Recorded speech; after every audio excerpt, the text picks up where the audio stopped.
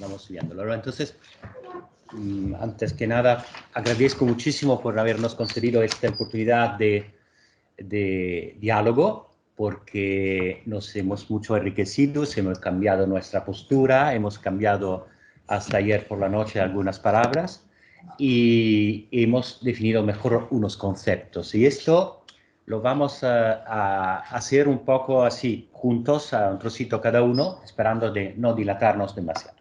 Ahora, ¿por qué elegimos este tema? Porque hay unas razones muy importantes de carácter epistemológico, pero también porque es muy divertido. Entonces, muy entretenido y muy chistoso para nosotros que lo hicimos.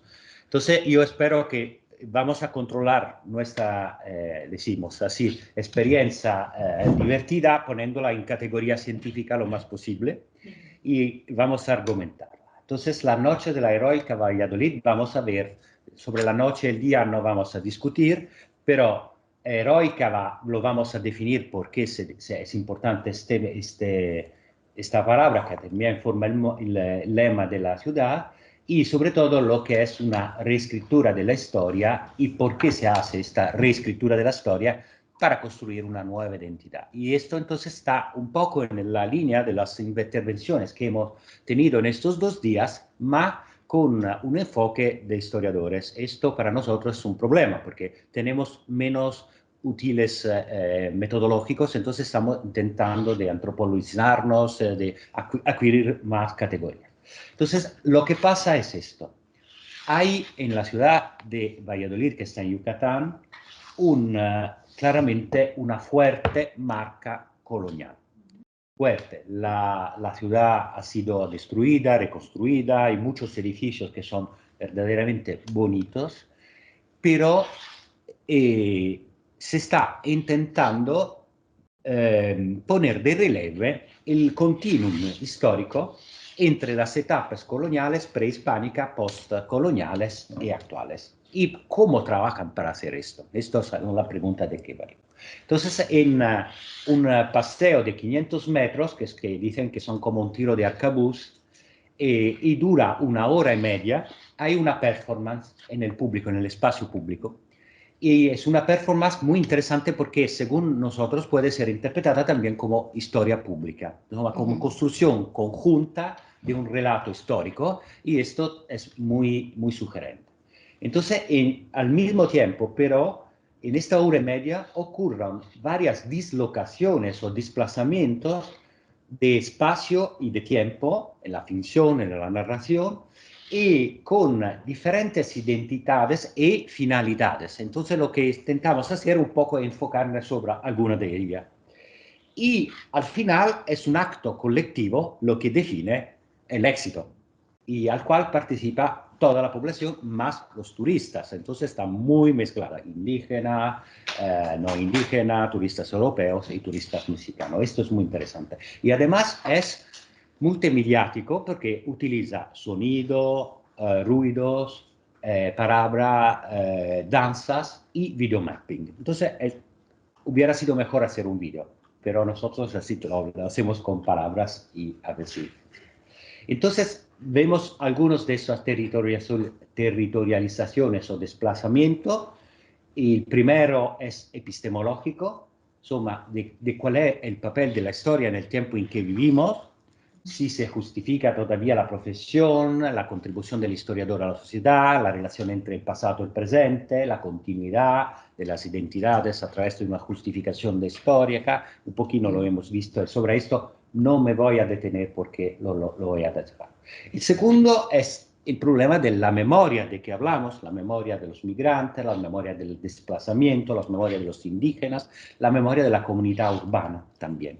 Y sobre esto vamos a enfocarnos un poquito más. Y además esta memoria se va componiendo y descomponiendo y reconstruyendo. Esto es muy divertido. Y además hay memorias conflictivas, que es un tema más. Y el tercero lo hacemos por eso, como hay memoria conflictiva, yo tomé de la ponencia inicial en la frase de Aira que decía torcer nuestros silogismos, y desencadena un poco nuestros puntos de mirada sobre el pasado y la comunicación. Vamos a la segunda, no voy a ser tan lento con las reglas. Así vemos que la ciudad es muy bonita, verdaderamente colonial. Vemos algunos edificios, vemos la catedral. La catedral es muy importante, tuvo un caso de herejía, le torcieron la puerta al otro lado, pero no es el protagonista del relato. Ni la catedral, ni los edificios que forman la ciudad. Lo que es el centro de relatos que lo vamos a ver son los 500 metros que son de la calle de los frailes, unos supuestos frailes, que después hablaremos de ellos, y después otro aspecto que es la reescritura de un pasado, de un imaginario, de un paisaje maya ancestral. El problema es que vamos a definir como tal. Y ya vemos que en la Ciudad de México hubo intentos de reconstrucción de esto. Entonces, esto es muy interesante. Otro tema, y después te dejo rápido la palabra, es la relación entre el territorio físico, el espacio geográfico, el gobierno del espacio, la gestión del espacio y el discurso político que lo organiza y lo ordena. Yucatán, Quintana Roo, Campeche, Guatemala, Belice, son todas partes políticas de una única península que en el tiempo cambió reparticiones, se formaron diferentes estados. Mérida está en el Yucatán oriental, tiene competencias históricas y turísticas de muchos lugares, entonces tienen que buscar su propia identidad y la van construyendo. Y un altro aspetto muy importante che Valladolid ha sido una ciudad chapul, maya, colonial, yucateca, mexicana. Entonces son muchas identidades que se tienen que sumar en una única narración, no es facilísimo. Y todo esto conlleva también que hay diferentes centros coloniales de poderes nacionales y extranjeros. Hemos mencionado, por ejemplo, la invasión de Napoleón III, pero Yucatán intentó liberarse, ser un estado independiente. Entonces hay unas temáticas de vario interés que la pondremos por escrito. Y una temática que no tocamos porque vosotros sois mucho más competentes que nosotros, la diferencia entre la novela, el relato y la narración histórica, que esto es otro tema. Y la identidad étnica y cultural que surge de este relato. Desde aquí te doy la palabra. Sí. Gracias. Bueno, entonces este cortejo sale todos los viernes y los sábados a las 8 de la tarde del centro de Yucatán. Como ven, está compuesta por 12 frailes, ¿no? El primero lleva la cruz y traen velas, velas que también son repartidas a todos los turistas que se van incorporando al cortejo. Este pequeño cortejo que se convierte en una procesión espontánea, ¿no? Va liderado por un coche con bocinas que difunde un texto del clérigo Pedro Sánchez de Aguilar, en donde, escrito en 1613, en donde se relata las travesuras malignas de un duende con voz de papagayo que molestaba a los conquistadores que vivían en la ciudad de Valladolid. La catedral está a 3 cuadras en la plaza mayor de la ciudad, que es, bueno, como decía, donde se encuentran los edificios públicos. Se trata sin duda del lugar más frecuentado por los turistas, así que es la Calzada de los Frailes, que está en total gentrificación, con boutiques de ropa y comida étnica. Sí. A la procesión se incorporan, bueno, varias decenas de turistas y finalmente todo el cortejo atraviesa la ciudad y llega a un barrio externo de la ciudad que es al monasterio de San Bernardino de Siena, fundado en 1552 por los frailes franciscanos. Bueno, llegados al monasterio, el público se sienta en los perímetros del muro, delante de la imponente fachada con arcos que seguramente representa un escenario privilegiado en la ciudad y en la narración, además de ser un lugar relativamente pacífico en la memoria tanto de los criollos como de los indígenas del pueblo de Cizal, por ser los franciscanos la orden que en México se distinguió por atención a las culturas prehispánicas. Este monasterio constituyó uno de los puntos centrales de los proyectos de evangelización de la gobernación de la corona, a la cual perteneció Valladolid junto con Cozumel. y Tabasco. Sí. Hay muchas expectativas entre el público que va consumiendo bebidas y comidas. Hay familias mexicanas, turistas extranjeros. De repente, cuando ya se hace de noche por completo, bueno, se encienden las luces que proyectan en la fachada del monasterio un colorado multifacético y curioso videomapping. Los altavoces acompañan con música y una voz cuenta la historia de la heroica ciudad de Valladolid, desde la época prehispánica hasta nuestros días.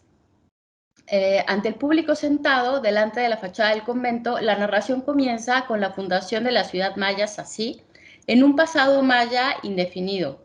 Después, tras una breve mención de la conquista de los españoles sobre Sací, se menciona la construcción del convento de San Bernardino de Siena para la evangelización de los mayas. Se recuerda que dentro del monasterio se fundó la primera escuela para la enseñanza del castellano en 1602 y se dice cómo este lugar fue el epicentro de la evangelización de los mayas por 200 años, hasta que fue entregado al clero secular, quien lo descuidó, y terminó siendo una prisión y un depósito de armas. Se comienza a relatar el auge económico de Valladolid, justamente, ¿no?, en el siglo XIX, llamándolo la aurora yucateca, en donde, cito, la industria creció, la cultura creció y todo florecía en armonía. Sin embargo, según esta narración, esta armonía, cito, fue perturbada por movimientos nacionales, descritos como la inconformidad de los mayas, que desató la guerra de castas en 1847, llevando a un enfrentamiento entre, cito, mayas, mestizos y descendientes de españoles.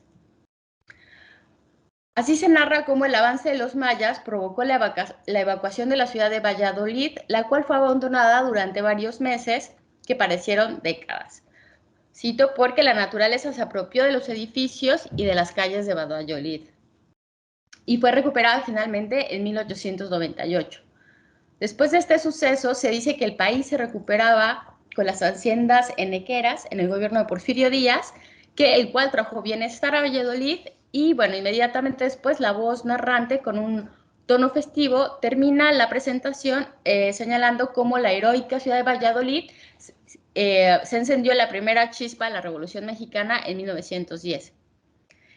En el mismo momento que se acaba la función, unos 3 personajes vestidos de antiguos mayas entran llevando antorchas y caracoles y bailan una supuesta música tradicional, ancestral, y invitan a todo el público de la placita, que forma parte del público, a ver un verdadero espectáculo de bailes ancestrales mayas. El público, una competencia de show, no es el mismo. Sí, son artistas callejeros, ¿no? Digamos. El público se traslada entonces a esta placita y dura unos 15 minutos más o menos y bueno, finalmente ya todos se quedan en la plaza bebiendo y consumiendo y haciendo en los bares, ¿no?, de las calles. Muy bien. Yo tendría que hacer unas reflexiones sobre el problema del debate sobre la función de la historia en el mundo metamórfico, polimórfico y complicado del presente, me la salto porque ha llegado el follecito y te dejo la palabra otra vez, Diana. Bueno, sí, entonces, claro,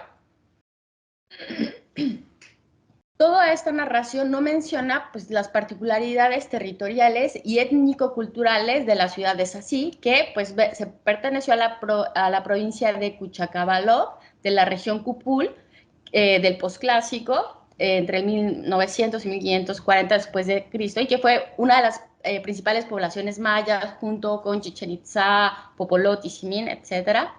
Y la manera en que se representa esta parte es con, sigue, por favor, con peces, jaguares, cenotes y ruidos selváticos y vivos colores, ¿no? Y en la narración dicen, bueno, este mundo prehispánico paradisiaco estaba habitado por los mayas, que eran grandes y valientes guerreros, que es una caracterización muy contradictoria en el reencuentro de una imagen de armonía y sonidos naturales.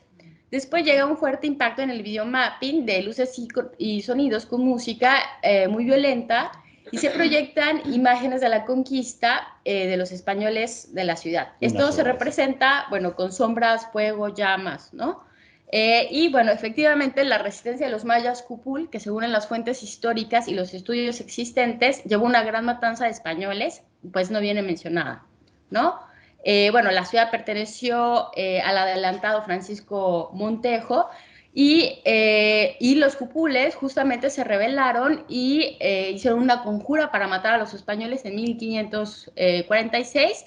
Y bueno, según algunas fuentes, los frieron vivos y les sacaron el corazón y además asesinaron a 600 indios que estaban con los españoles. Entonces, bueno, así, pues en la narración proyecta a los mayas de un pasado mítico que viven en una armonía con la naturaleza. En la historia serían los cupules, una etnia que habitaba esta región que nunca son nombrados en el videomapping y que son caracterizados como con esta esencia armónica y como guerreros, ¿no? Pero pues se descontextualiza completamente su identidad, la identidad histórica de estos procesos de defensa del territorio que realizaron los cúpulos frente a la dominación española. Pasan rápidamente de esta etapa histórica, donde dicen, bueno, se fusionaron dos culturas en busca de una nueva identidad. Claro, en el videomapping omite señalar que el monasterio se fundó encima de un templo prehispánico cupul, cuya base fue usada para la construcción y que además tenía cenotes interiores que después fueron usados para el mantenimiento de los frailes y todo el proceso de evangelización y la escuela de castellano, ¿no? Bueno, la fusión así de estas dos culturas va a ser la de las mayas y los europeos colonizadores, ¿no? Y ese camino a la nueva identidad, ¿no? Que se desarrollará pues alternando momentos de progreso económico, resultado de los avances económicos e industriales, y momentos de rebeliones protagonizadas por los mayas, cuya cultura ancestral está siempre resaltada en un ámbito donde los cenotes, las pirámides, la ruta maya y los restaurantes de comida tradicional son la atracción principal, construyendo un paisaje maya como producto de consumo histórico. Bueno, después la narración explica 200 años del monasterio como epicentro de la evangelización y de la aurora yucateca, que es todo este proceso de industria del enequén. Y bueno, en medio de este gran momento de armonía y tranquilidad, con sonidos armoniosos, ¿no? Música muy bonita, surge de repente este gran problema étnico que fue la guerra de castas, que este fue el movimiento de insurrección indígena más prolongado del territorio mexicano, que duró 50 años, de 1847 a 1900, ¿no? Una insurrección que provocó que el gobierno de Yucatán pidiera ayuda a Estados Unidos, Cuba, Jamaica e Inglaterra para, con riesgo de perder la soberanía, para poder sofocar la rebelión.